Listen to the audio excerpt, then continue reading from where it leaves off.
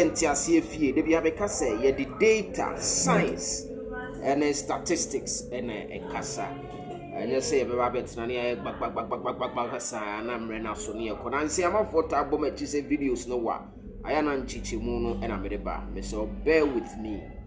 me do sa odom ya bear with me na ne nyina no eye adwuma no hodo ayesom na yesom asante man yesom asante kotoko yesom na yesom a na ye make sure say ye ni aye ni ye me no ka say no and the 1st of January 2026 as we speak kotoko besa sign players ni bi aka me nka say kotoko beto players ni bi aka ho na emom no kotoko besa sign players ni bi aka ho because as we speak player twato akotoko sign no player a friend Prince Badu are free Nations FC a buy no wabeso so ama kotoko players have since IMC take over in 2023 owekai and Kumasi Asante Kotoko ye pow the interim management headed by Nana Epinkra Ewa Kontomponia Ferrehine no na manfo nim say eye dibre bi ne ye frɛ ne kontomponia Ferrehine ebi ankonya hene ebi ansafo ahene ebi ankontompo da bi krobi ewo Kumasi ase a ɛhɔ ɔhɛ ɔhene ɔhɔ nti ase fi asam no mimi busem no ma gigiremu no na me so me de aba tem bi wo hɔ a menya ne wrong enne say video ba akwa me ye ma uza manfo gina me kon so saa na me nua ba akọ e ba no be defend me tem bi wo ha me ye nipa I get it wrong and ade a me the say me nya ne wrong I come and apologize then we move on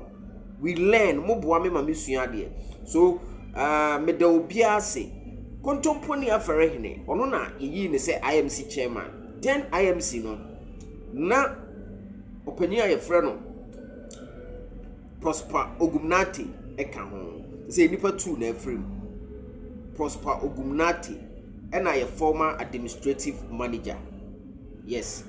Asante Kotoko former administrative manager obeka say no o the bre ewo wenya appointment ewo CAF Emmanuel Newton da subra sem na making so enti omumi enu afrim ana ze IMC na akoka coach Debbie coach Prosper Ogumnati ene Emmanuel Newton da subra ena afrim ena akoka coach Kwesi Apia IMC member ena aka na Epinkra izi oya na akatupo ena aka dipa omo ena yafa employees Richard Akuto ena BC Emmanuel Newton da Sibra 9 say Richard Akuto na ye administrative head or can I know ye in charge of IT say was sua de ama say no obey the administrative head of Kumasi Asante Kotoko so IMC no ye form ye no as we speak Kotoko assign 54 players in menka they said 2 or 3 seasons 2023-2024 no yes sign and 2024-2025 yes sign and 2025-2026 season yes sign in the IMC no on the 3rd year mu we already 3rd year mu the becho minim sa what ya say 2023-2024 season no sa season na summertest there be yeah na sa season na summertest eje you know 2023-2024 and I know no media manager and subsequently summertest ebeje 2024-2025 and you say you walk 2025-2026 into your 3rd season so far Kotoko assign players 54 Mamemfa Emma high entiasie fie Yaya Dawuni mo kaisa player no Kotoko assign no IMC players o ma sign am dey ma no me di 54 ni nyina ma wa high entiasie fie Nana Benin 2 3 Fatau Seidu no your goalkeeper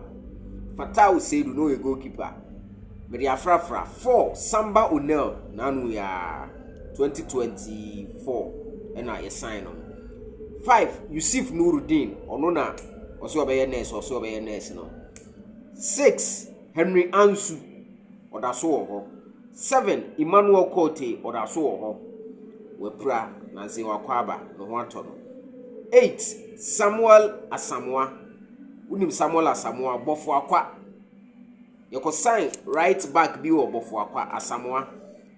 Obaye amfa ene yesama ne call.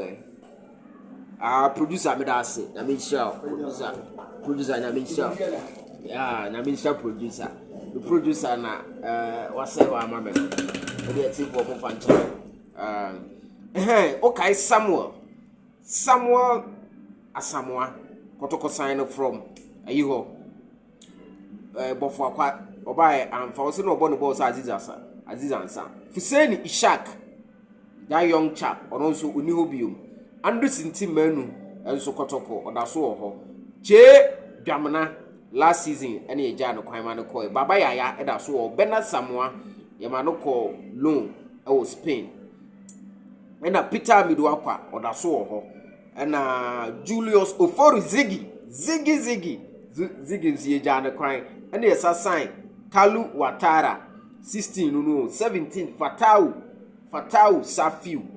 ono nso ye sign ne ye sama no koye ye fihwe mu ehu so wo injury ne ma no koye obekai ena 18 ne Abdul Karim Abdurrahman okay Abdul Karim Abdurrahman obekai sa player no Sudani no odwane ye no ena Xmart na Abdul Karim ne striker ena Xmart left back ena 20 ne Mohammed Kamara goalkeeper 21 ye Benjamin Twim ono nso ye goalkeeper Lord Amwa 22 ono nso eda so ho Patrick Esiedu da so ho Joseph Ablo 24 da so ho Michael Sefa yamane koye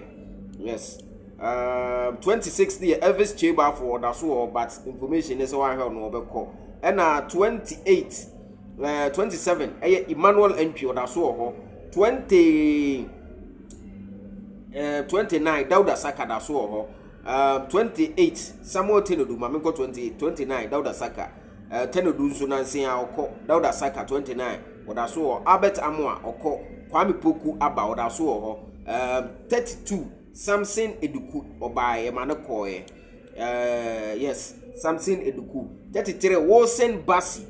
Fernando Basi Nigeria ni no so baye manekoye 34 Isaac Minta oda so ho no ho asem enwumremri update bebro Andren Ajete obaye manekoye number 2 bi no Dari Abdulaziz Adari goalkeeper oda so ho Francis Akwa nansen a oda so ho 38 Shaibu Abubakar ono nso eda so ho wepra but oda so ho ena 39 Joseph Amoa oda so ho ena 40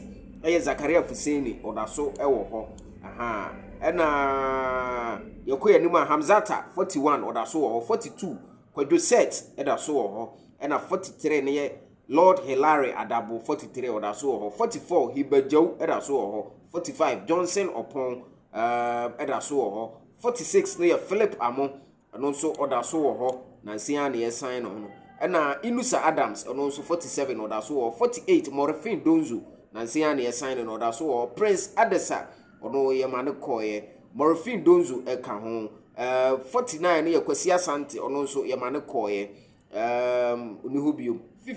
ena 50 ye Prince Adasa ena 51 ne Richard Opoku ono so ye sign na IMC sign 52 Walid name Afuseni ena 53 Lord Listo Ohene ono so ye sign no Lord Listo Ohene ono so ye sign and IMC under IMC 53rd player sign ena 54th player Kotoko IMC we assign enra which is Prince Bedua beto so 50 say 4 minim player obeba be to aso rumors no ye bebre this say no IMC bar in 2023 no and necessary we are 2026 mo 3 years o ma sign 54 players etiefo you can judge for yourself and then me team wa abrochire Chelsea the Blues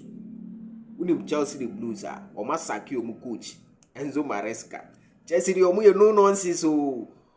Arsenal mo and the slot Liverpool coach Man City mo nanse Pep mo enkoye o mu coaches ne na mo Manchester Amorim mo krada but Chelsea there we a list mistake e be cycle. Enti seniors so far Kotoko 54 players in 3 years. No. We bet you comment. Yending comment section.